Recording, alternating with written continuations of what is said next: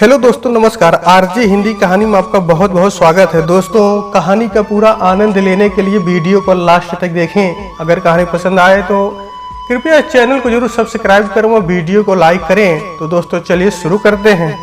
नवंबर का आखिरी हफ्ता चल रहा था और हवा में हल्की सी खुनकी तैरने लगी थी। अभी ठंड आई तो नहीं थी, पर मौसम बहुत खूबसूरत था। खूबसूरत फूलों का मौसम। मेरा लॉन भी फूलों से भरा था। जान बसती है मेरी इन पौधों में। इनसे बातें करना, इन्हें देखना, हौले से छूना मुझे नई ऊर्जा से भर देता है। उन दिनों स्वीट पी की बेलें अपने सवाब पर थी। उस दिन बैगनी सफेद फूल अपनी मादक खुशबू से दिलो दिमाग पर रोमांस की खुमारी भर रहे थे। पी लेना चाहती थी इनकी महक। मैं अपने अंदर सब समा लेना चाहती थी। मैंने एक गहरी सांस भरकर आंख मूंद ली थी कि अचानक मोबाइल बजा। संगीता की कॉल थी। सेल ऑन करते ही शुरू हो गई। सुन, शाम 7 बजे आ जाना बस।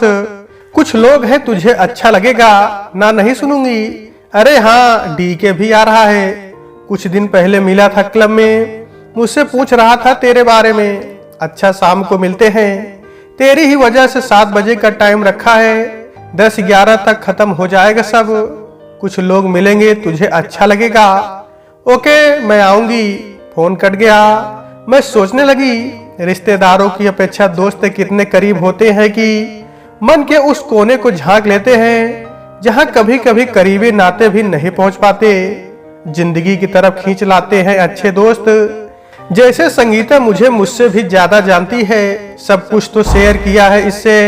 मेरी शादी पर खूब धमाल मचाया था इसने, और फिर उसी शिद्दत से बिखरते दाम्पत्य से घायल और टूटते हुए मेरे वजूद को भी बटोरने की कोशिश की। सच है, जिंदगी में एक दोस्त जरूरी होता है। पापा ने मेरी शादी के लिए अजीत को चुना।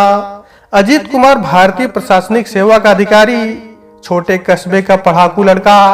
बहुत अंतर था दोनों परिवारों में। मम्मी ने दबे स्वर में कहा भी, पर आईएएस दामाद के सिवा कुछ नहीं दिखा पापा को। 2 साल हवा में पर लगाकर गुजर गए। एक अच्छी बीबी बनने की भरकस कोशिश करती रही थी मैं। समय बीते बीते अजीत बहुत बदल गया। मैं तो वैसी ही थी। उसका ख्याल रखती, प्यार भी करती थी, पर उसके इस बदले हुए व्यवहार को ना समझ पा रही थी। मेरी दोस्तों के सर्कल में भी खुशफुसाहट होने लगी थी। कोई बात छुपती कहाँ है। अजीत की रंगीन मिजाजी के किस्से आम होने लगे, पर मुझे ही खबर देर से हुई। फाइल डिस्कस करने के बहाने कोई न कोई औरत उसके साथ रहती।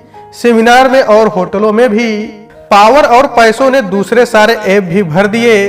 बहुत रोई, पर सोचा कोई कमी रह गई मेरे प्यार में, जो इस भटकन की वजह है। भरोसा था कि संभालूंगी, पर संगीता का कंधा मेरे लिए बहुत बड़ा सहारा था उन दिनों। उस पर सर रख कर रो आती थी मैं। एक दिन वो हुआ जिसकी कल्पना भी मैंने नहीं की थी। सोचकर आज भी घृणा से सर्वांग सुलग जाता है। काम वाली बाई पार्वती की 10 साल की बेटी पिंकी, जिसे मैं बहुत प्यार करती थी, अचानक कई दिनों से नहीं दिखी मुझे।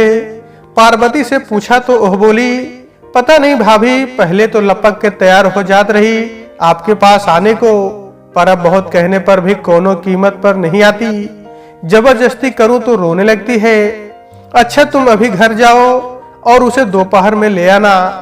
बहुत समझा बुझा कर पार्वती पिंकी को मेरे पास लाई। डरी सहमी पिंकी को देखकर मुझे समझ में नहीं आया इसे क्या हुआ। बहुत प्यार से उसे मैंने अपने पास बुलाया, उसे बिस्किट दिया, बातें करती रही। धीरे धीरे वो सामान्य हुई। मैंने पार्वती से कहा, तुम बाकी घर के काम निपटा कर इसे साथ ले जाना, मेरे पास रहने दो तब तक। पर पिंकी ने माँ का आंचल पकड़ लिया कि हम जाएंगे, नहीं रुकना हमें। बड़ी मुश्किल से तैयार हुई रुकने को। बड़ा आश्चर्य लगा उसके इस व्यवहार से।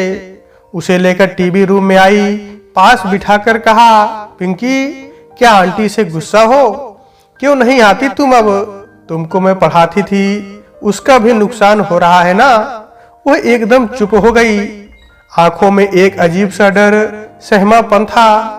बहुत पूछने पर बड़ी मुश्किल से उसने जो बताया, उससे एक पल को स्तब्ध हो गई मैं। आसमान गिर पड़ा मुझ पर। अटक अटक कर बच्ची बोली, आंटी, अंकल से ना बताइएगा वरना बहुत मारेंगे हमको भी और आपको भी। वो बहुत गंदे अंकल हैं। क्या हुआ क्या, मुझे बताओ तो बेटा। और एक नन्ही बच्ची के मुंह से जो सुना वो एक पुरुष की विभत्स मानसिकता या बीमार सोच थी। पशुता पर उतर आए पुरुष को वो नन्ही बच्ची अपनी बेटी नहीं औरत लगी। बदलाव की चाह या यौन कुंठा से ग्रसित मनुष्य उसे पति कहना रिश्ते का अपमान होगा। यहीं से शुरू हुई दाम्पत्य में दरकन। ऑफिस से आते ही सीधा सवाल दाग दिया। जवाब में बेशर्म हंसी और जवाब था, पागल हो गई हो, इन कूड़ा कचरा लोगों की बात पर विश्वास करती हो। तुम नराधम हो अजीत, क्या तुम्हें मुझसे प्यार नहीं? आखिर क्या कमी है मुझमें जो ऐसी नीच हरकतें करते हो? आज से मेरा तुम्हारा कोई रिश्ता नहीं। एक बिस्तर पर दो अजनबी सोते रहे। कमरा अलग करना मतलब अर्दली के जरिए बात बाहर जाना, सो कमरा एक ही रहा। और फिर एक रात मेरी गर्दन के नीचे हाथ सरका। मैं जाग रही थी। झटक दिए घृणा से उसे। क्रोध और अपमान से बिलबिला उठा उसके अंदर का पुरुष। चीखा, हो ये मेरा हक है, इसे कैसे रोक सकती हो तुम? हासिल कर ही लूंगा। बलात्कार, उफ, वो भी पति द्वारा। बलात्कृत नारी, उसका दर्द और अपमान और दर्द की पराकाष्ठा वही जानती है।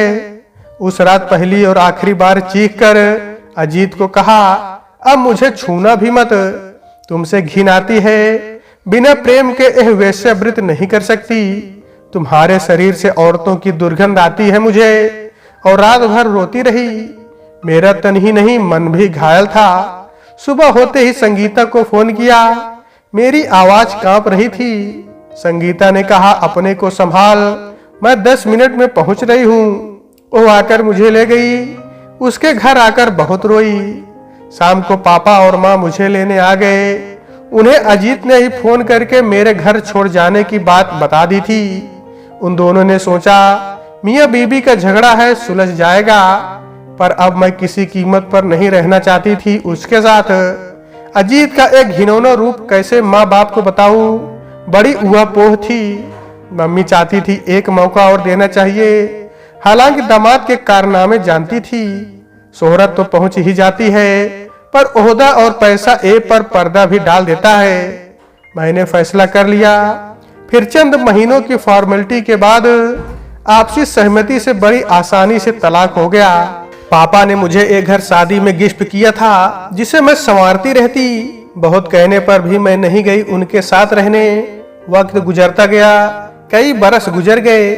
वक्त अपने हिसाब से तलखियां कम कर देता है। मैं भी नॉर्मल होने लगी। आंखें मूंद कर अपने अतीत के गलियारे में फिर आज घूम आई थी मैं। एक टीस से उठी फिर झटक दिया। जो बीत गया सो गया।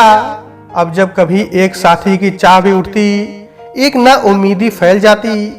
मैंने अपना एक पैमाना बनाया था, उसमें कोई फिट बैठे तब ना, सोचकर मैं मुस्कुरा दी। आज भी जाना है। शाम की चाय का वक्त हो गया। सोच ही रही थी, काशी ने पूछा, दीदी चाय यहीं लाओ या अंदर लगा दूं? यहीं ले आओ।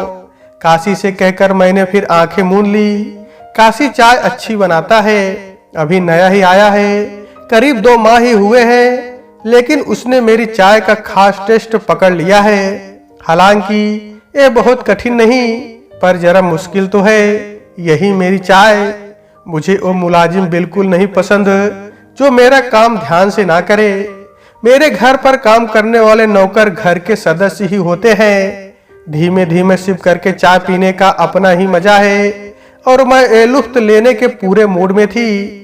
मेरी फ्रेंड्स अक्सर मुझे उकसाती, कभी स्कॉच भी इसी तरह पी कर के देख, जिंदगी का असली मजा तब समझ में आ जाएगा। तू कहाँ अभी उसी घूंघट वाली सोच में उलझी पड़ी है। सबके बहुत कहने पर भी मैंने क्लब की मेंबरशिप नहीं ली, पर हाँ कभी कभी संगीता की गेस्ट बनकर जरूर गई हूँ। दोपहर को क्लब के लॉन में चेयर लगवाकर बेसन की रोटी और पूरी बियर की बोतल भी खत्म कर दी है, पर मेरी आदत नहीं बनी। सिर्फ एक बार आजमाई, बहुत कड़वी थी। जिंदगी की तरह ही कड़वी कसैली नहीं पसंद आई मुझे, पर पी इसलिए क्योंकि मुझे खुद को आजमाना था। फूलों गीतों की किताबों और अपने ख्याली इश्क के नशे में मदहोश रहने वालों पर बियर कितना चढ़ती है। चाय का आखिरी सिप लेकर और कब रखकर अंदर जाने को मुड़ी ही थी कि गेट खटका। कोई अंदर आ रहा था। मैंने पलटकर नहीं देखा। पलटकर देखना मुझे कभी पसंद नहीं। अभी किसी से मिलने का ना वक्त था ना मन। सलीम भाई से गाड़ी लगाने को बोलकर अंदर तैयार होने चल दी। एक अजीब सी उलझन में घिरी थी। कहीं जाना मुझे अच्छा नहीं लगता। पार्टी और हंगामे शायद मैं इन सब के लिए बनी ही नहीं थी, या यूं कहे मेरा मूड कब क्या करेगा मुझे भी नहीं पता। आज डिनर था संगीता के घर। मैं मना नहीं कर सकती थी। वहां खुराना भी जरूर आएगा। उसे झेलना मेरे लिए टॉर्चर था। कर्नल खुराना उनका पारिवारिक मित्र था। अभी तक कुंवारा था। अक्सर जब भी हम संयोग से एक जगह मिलते, संयोग नहीं ये सब संगीता की कारस्तानी होती थी कि वो हमेशा ही ऐसा कुछ करती कि मुझे उसे टकराना ही पड़ता और वो लगातार मुझे ताकता रहता। ना जाने क्या था उसकी आंखों में, पर मुझे बहुत चिढ़ होती। एक्सरे की तरह मेरे बदन के आर पार होती उसकी तीर सी निगाहें। गलती उसकी भी नहीं थी। ये सब तो मेरी अपनी ही फ्रेंड का किया धरा है। उसने कर्नल से भी मेरा प्रपोजल दिया। वो दोनों मियाँ बीवी चाहते हैं कि मैं खुराना से शादी कर लूं। हालांकि पंजाबी खुराना खूबसूरत मर्द है। उसमें वो सारी खूबियां हैं जो एक पुरुष में होती हैं। पढ़ा लिखा, कुत्तों से तो बेहद प्यार करता था वो। करीब 4 अलग अलग नस्लों के कुत्ते भी पाल रखे थे। उसके बंगले का लॉन बहुत खूबसूरत था, लश ग्रीन। मेरी सबसे अहम पसंद भी उसके बंगले पर मौजूद थी। चुनिंदा किताबों की लाइब्रेरी, सब तरह की किताबें मौजूद थी। एंटीक लैंप और काली आबनूसी लकड़ी की मेज कुर्सी कोने में रखी उसके नफीस टेस्ट को दर्शा रही थी। एक दिन संगीता ही मुझे उसके घर भी ले गई थी। शायद उसने ही कहा होगा। काफी ना नुकुर के बाद मैं गई। वे दोनों बरामदे में बैठकर बात कर रहे थे। मैं कंपाउंड में घूम घूम कर पेड़ पौधे देख रही थी। सोच रही थी सब कुछ तो है इस आदमी में, फिर मुझे क्यों नहीं समझ में आता। पर आज मूड लाइट था। मौसम का असर मुझ पर भी था, ख्याल इश्क भी, पर आशिक नदारत था। ना जाने कौन होगा जो मेरे लिए बना होगा। बड़बड़ा रही थी और तैयार भी हो रही थी। साड़ी बांधकर अपने आप को शीशे में देखा। कुछ ज्यादा ही हसीन लग रही थी। रॉयल ब्लू फ्रेंच शिफॉन में, without sleeve deep neck blouse, गले में बड़े बड़े बीड्स की स्वरोस्की की सिंगल लाइन नेक पीस, कानों में कंधे से जरा ऊंचे तारों की तरह झिलमिलाते इयररिंग्स। आज खुद पर ही प्यार आ गया। अब भला बेचारे खुराना या किसी और का क्या दोष, किसी का भी दिल फिसल जाए। इसी साल अपना 34वां जन्मदिन मनाया था, पर 24 से ज्यादा की नहीं दिखती थी। 24 इंच की भी नहीं, मात्र 22 की कमर थी। इसे कहते हैं खुद पसंदगी। सोचकर मुस्कुराई और होठों को गोल करके सीटी मार दी मैंने और अपना फेवरेट परफ्यूम स्प्रे करने लगी। व्हाइट डायमंड की सुगंध से मुझे जानने वाले मेरे आने की आहट पा जाते। आजकल तो कर्नल दूर से ही सूंघ लेता था। नहीं जानता था कि मैं उससे शादी तो कभी नहीं करूंगी। वो मेरे लायक नहीं है, पर आज उसके बारे में बार बार क्यों सोच रही हूँ। सर झटक दिया मैंने, जैसे सारे ख्याल झटक कर बाहर फेंक दिए। घड़ी देखी, ओहो 7 बज गए। बस क्लच उठाकर बाहर निकल ही रही थी कि काशी ने आकर कहा, दीदी गाड़ी लग गई है, रात को क्या बनाऊं या आप बाहर खाएंगी? मुझे नहीं खाना, तुम लोग अपने लिए जो चाहो बना लो। संगीता मैम साहब के यहाँ चलिए सलीम भाई, कहकर मैं गाड़ी में बैठ गई। बहुत दिनों बाद किसी डिनर में जा रही थी। दोस्तों की झाड़ खाने के बाद अपने ही बनाए खोल से बाहर आने की एक कोशिश थी आज। आप अभी आ रही हैं? किसी ने पीछे से मेरे कंधे पर हाथ रखा। चौंक कर पलटी तो देखा सदाबहार कैसे नोवा डी के मुस्कुरा रहे थे। इतनी बेबाकी से हाथ रखना मेरे माथे पर सिकुड़न डाल गया। फिर एक मुस्कान चिपका ली। जरा देर हो गई, पर अभी 7 ही तो बजे हैं। पार्टी में बहुत करीबी लोग ही थे। लगता था मेरी प्रिय दोस्त और मेरे फेवरेट कपल ने यह पार्टी भी किसी को मेरे करीब लाने के लिए ही प्लान की है। संगीता मेरे गले लग गई, बोली बहुत खूबसूरत लग रही है तू, पर किस काम की, तू तो भाव ही नहीं देती। अरे पागल, जिंदगी अकेले नहीं करती, क्यों नहीं समझती कि कितने लोग दिल हथेली पर लिए तेरे पीछे फिरते हैं और तू है कि नोटिस ही नहीं करती। अच्छा सच बता, ईमानदारी से कहना, क्या तुझे किसी की जरूरत नहीं महसूस होती? कैसी जरूरत? मेरा काम करने को है तो मुलाजिम। जानकर भी अनजान बन गई मैं, पर आज तो संगीता ठाने बैठी थी और भरी महफिल में पूछ ही लिया उसने, तुझे फिजिकल नीड्स नहीं? अचकचा गई एकदम से, फिर बोल पड़ी, अगर हो भी तो क्या जूठन खा लूं या दूसरे की थाली खींच लूं? सन्नाटा सा छा गया एक पल को, फिर बात पलट दी उसने, अरे मैं तो टीज कर रही थी तुझे। ड्रिंक सर्व हो रही थी, सब जानते थे कि मैं पीती नहीं, पर ड्रिंक पहचानती हूँ, नॉनवेज भी नहीं खाती। कर्नल मेरे लिए ग्लास लाए, मेरे मना करने पर कहा ये एल्कोहल नहीं है, लाइम सोडा विथ आइस है। मैंने ग्लास थाम लिया और सिप करने लगी, कुछ ज्यादा ही अच्छा टेस्ट था। ड्रिंक खत्म होते ही एक और आ गई और मैंने इस बार खुद ले लिया। मुझे नहीं पता था कर्नल ने उसमें वोडका मिक्स कर दी है, जिसका सुरूर मेरी आंखों में झलकने लगा है। म्यूजिक शुरू हो गया, धीमा मादक संगीत, कई जोड़े पांव थिरकने लगे। एक हाथ मेरे सामने बढ़ा, कैन वी डांस? ना में सर हिला दिया मैंने और बोली, मुझे नहीं डांस करना। ओके, कोई बात नहीं, हम बातें करते हैं। हम दोनों कॉर्नर में पड़े सोफे पर बैठ गए। कर्नल खुराना मेरा हाथ देखने लगे, हाथ दिखाना, अपनी रेखाएं पढ़वाना मेरा हमेशा से प्रिय सगल रहा है। वो बोलते रहे और मैं खिलखिलाती रही। तभी अपना हाथ मेरी जांघ पर रख दिया। मैंने धीमे से हटा दिया और अपना हाथ खींच लिया, पर कर्नल तो आज ना जाने किस मूड में था। मेरी कमर में हाथ डालकर खींच लिया और बोला, कितनी खूबसूरत हो तुम, शादी नहीं करनी तो ना सही, एक डेट ही मेरे साथ कर लो। एक झटके से उसे धक्का देकर दूर किया। उसने कहा, मैं बहुत प्यार करता हूं तुमसे। प्यार और तुम? नहीं कर्नल खुराना, तुम प्यार नहीं जानते। तुम्हारी आंखों में जब भी प्यार तलाशा मैंने, वो कहीं नहीं नजर आया, बस एक आदिम भूख दिखी कर्नल। जब भी किसी पुरुष की नजरें मेरे चेहरे से फिसलकर गर्दन के नीचे टिकती है, उसी पल उसकी नीयत उजागर हो जाती है। वासना का मोहताज नहीं होता प्रेम, और मैं प्रेम तलाश रही हूँ। आज ही मैंने तुम्हारे बारे में सोचना शुरू ही किया था कि आज ही तुम बेनकाब हो गए। बिना होस्ट को बताए पार्टी छोड़ाई। घर पहुंची ही थी तो देखा अशोक मेरा इंतजार कर रहा है। अशोक मुंह लगा था, अभी 22-24 साल का ही होगा। उसकी नौकरी भी मैंने ही लगवाई थी। दीदी दीदी कहकर जब तब सर खाता रहता। मेरे पर्सनल काम वो ही करता था, पर आज उसकी बकबक सुनने का बिल्कुल मूड नहीं था मेरा। मैंने उससे कहा, कल आना। अरे नहीं दीदी, कल तक तो गजब हो जाएगा। क्या हुआ कि गजब हो जाएगा? अच्छा बोलो। दीदी, स्टेशन जाने वाली सड़क पर पुल के पहले पुलिस की पिकेट लगी है। वो तो वहां साल भर से लगी है, तो मैं क्या करूं? बात तो सुनो आप पहले। उन लोगों ने एक लड़की को बैठा रखा है, आप चले और उसे अपने साथ ले आए। तुम पागल हो क्या? हम कैसे जा सकते हैं?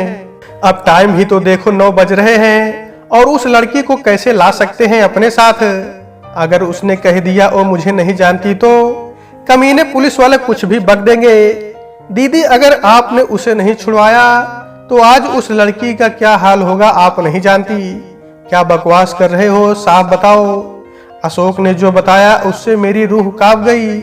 अशोक बता रहा था, वो लड़की 13-14 साल की ही होगी, किसी अच्छे घर की, और शहर के नामी स्कूल में 8वीं क्लास में पढ़ती है।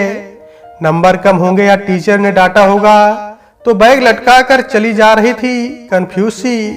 उन पुलिस वालों ने उसे बिठा लिया टेंट की ओट में। मैंने अपनी आंखों से देखा, उससे पूछने के बहाने एक पुलिस वाला उसके गाल सहलाता है तो दूसरा बगल बैठा हुआ उसकी जांघों पर हाथ फेरता है। वो लोग देर रात तक का इंतजार कर रहे हैं, कोई कमरा ढूंढ रहे हैं। मुझसे भी कहा अपने कमरे की चाबी दे दो, सुबह दे देंगे। हम ये कहकर चले आए, चाबी दोस्त के पास है। तुमसे चाबी क्यों मांगी? तुमको कैसे जानते हैं वो? उनमें से एक मेरे गांव का रहने वाला है, उसी ने सबको बताया कि अकेले रहते हैं हम। नदी के इस पार पुल शुरू होते ही पुलिस पिकेट और उस पार ढलान वाली कॉलोनी में मेरा कमरा है। अक्सर सड़क सूनी रहती है। चाबी के लिए बड़ी घुड़की दी, पर जान छुड़ाकर भाग आए हम। दीदी उस बच्ची को बचा लो, नहीं तो उसकी लाश कल नदी में तैरते मिलेगी। उसकी आंख में आंसू भर आए। सारा दृश्य मेरी आंखों से गुजर गया। चिड़िया को घेरे हुए 5-6 गिद्ध, जांघों पर हाथ फेरता आदमी, पिंकी को निगलता अजीत और कर्नल खुराना। सारी सूरतें गड़बड़ होने लगी। घृणा का एक सैलाब उमड़ आया और हलक में अटक गया। चारों ओर गिद्ध ही गिद्ध, जिंदा मुर्दा मांस को नोचते गीदड़ नजर आ रहे थे। सूखे हलक में एक घूंट पानी उड़ेला और सोचने लगी क्या करूं। अरे मैं तो भूल ही गई, ईशान भी तो यही पोस्टेड है, उनका ही मुहकमा है ये। वही तो आजकल एसएसपी है। मोबाइल उठाकर फोन लगाया, स्विच ऑफ मिला। बार बार ट्राई करती रही, न जाने कितनी बार मिलाया पर स्विच ऑफ ही था। लैंडलाइन पर ट्राई किया तो उनके पर्सनल नंबर पर कोई रिस्पांस नहीं। तभी मुझे ख्याल आया और फोन अटेंडेंट को फोन किया तो पता चला साहब सो रहे हैं। उसने कहा बुखार है, कोई भी फोन लेने से मना किया है। जगा दो और मेरा नाम बता दो, जल्दी बात कराओ, अर्जेंट है। नहीं मैम, नौकरी चली जाएगी। तुम बात तो कराओ, नौकरी नहीं जाएगी, हम कह रहे हैं। ईशान को जैसे पता चला मेरा फोन है, तुरंत फोन पर आए। हेलो बोलते ही उधर से आवाज आई, अरे आपने याद तो किया, आपका फोन आया, जहे नसीब, हुक्म करें। मजाक छोड़िए ईशान और बात सुनिए। अगर जरूरी ना होता तो कल फोन करते। पूरी बात और जगह बताई। वो बोले उस एरिया के थाने पर भिजवा दूं? नहीं, चीख पड़ी। सुनिए, आप उसे वहां नहीं भेजेंगे, आप उसे गीदड़ों के बीच से निकालकर भेड़ियों की माद में फेंक देंगे। आपसे बेहतर कौन जानता है थाने की हकीकत। ईशान, उस लड़की को आप अपने बंगले पर बुलाइए और पता पूछकर उसके घर भेज दीजिए। और हाँ, उसके बाद मुझे फोन करिए। कितने भी रात हो मैं इंतजार कर रही हूँ, करता हूँ मैं। फोन रखकर मैं सोचने लगी, कर्नल हो या सिपाही या दरोगा, 14 साल की हो या 34 साल की, सब इनके लिए बस गर्म गोश्त हैं। ये आदिम भूख है, ये गिद्ध है, बस मौका मिलना चाहिए। आधे घंटे भी नहीं हुए थे, ईशान का फोन आ गया। अरे यार तुम्हें थैंक्स, तुम ना बताती तो कल तक हड़कंप मच जाता। वो कमिश्नर की बेटी है, बच्ची को घर भेज दिया, खुद माँ बाप ले गए, बहुत परेशान थे। चलो ये अच्छा हुआ, आज तुमने एक नेक काम किया। ईशान तुम मेरे बहुत अच्छे दोस्त हो, शुक्रिया। हूँ लगा उधर एक मुस्कान तिर गई है। जानती हूँ बरसों से एक नरम कोना है ईशान के दिल में अपनी इस दोस्त के लिए, जिसे उसने कभी जाहिर नहीं किया और शायद कभी करेगा भी नहीं। अगली सुबह के अखबार में एक खबर छपी थी, पुलिस का good work. Police patrolling team ने उच्च अधिकारी की नाबालिग लड़की को नदी में कूदने से बचाया। डिपार्टमेंट की तरफ से पुरस्कार की घोषणा। एक कैसे गुड वर्क है ईशान, मैंने फोन पर ही पूछा था। तुम तो जानती हो मुझे, उन सालों को तो आज ही सस्पेंड कर दिया मैंने। अब सच तो नहीं कह सकता ना यार, लड़की के पिता का भी दबाव था, फिर नौकरी का सवाल, अपने ही महकमे की बदनामी कैसे करता। गुड वर्क ही तो था। मैं उस रात सो नहीं पाई थी। अब एक चाय पीकर सो लूं या सोच रही थी कि सेल बज उठा। संगीता थी, पूछ रही थी क्या हुआ, तुम बिना मिले क्यों चली गई, कोई बात हुई क्या? नहीं, कुछ खास नहीं, तू तो जानती ही है कि अब मुझ पर ज्यादा देर तक असर नहीं होता। झटक देती हूँ मैं इन हादसों को। ये मर्द जात भी बड़ी कुत्ती चीज है। हर अकेली औरत इन्हें चॉकलेट लगती है, जो इनका हाथ लगते ही पिघल जाएगी। खुराना भी उसी प्रजाति का प्राणी है। उसका चैप्टर बंद कर दे, मैं जिंदगी की जिस सड़क पर अकेले चल रही हूँ उस सड़क का न आदि है न अंत।